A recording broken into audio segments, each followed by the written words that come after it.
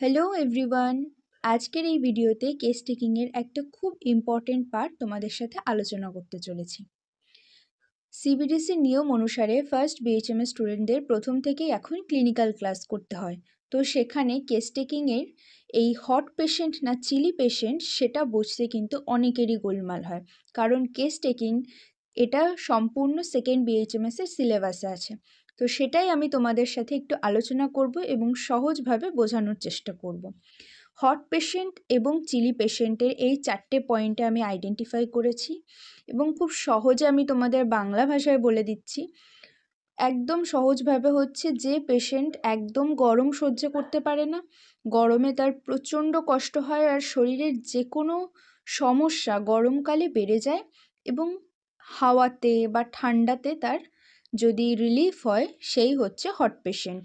সেগুলোই লেখা আছে, feels too warm even in cold weather, মানে প্রচণ্ড ঠান্ডায়ও পেশেন্ট কিন্তু ঘামতে থাকবে, তার কষ্ট হবে। Desire cold air, fan, open windows, সবসময় ঠান্ডা চাইবে।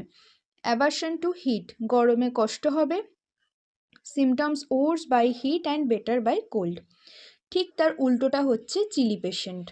চিলি পেশেন্ট কি হচ্ছে, একটুতেই হাত পা কাঁপবে, সব সময় কিছু জড়িয়ে থাকতে চাইবে এবং গরম প্রেফার করবে যে কোনো জিনিসে।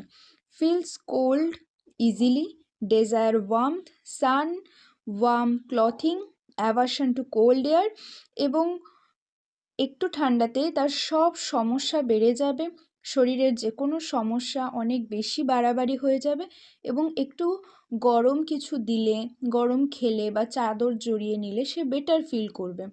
এটাই হচ্ছে hot patient and chilli patient. তো ভিডিওটি যদি একটু হেল্পফুল হয়ে থাকে, please like, share, subscribe this channel এবং অবশ্যই কমেন্ট করতে ভুলবে না। Tata, bye bye.